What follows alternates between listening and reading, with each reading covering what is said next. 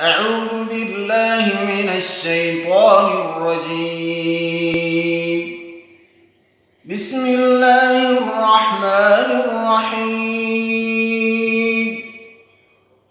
يا أيها النبي إنا أرسلناك شاهدا ومبشرا ونذيرا وداعيا إلى الله بإذنه وسراجا منيرا وبشر المؤمنين بأن لهم من الله فضلا كبيرا ولا تطع الكافرين والمنافقين ودع أذاهم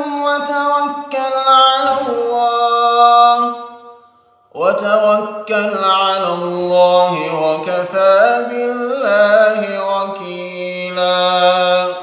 صدق الله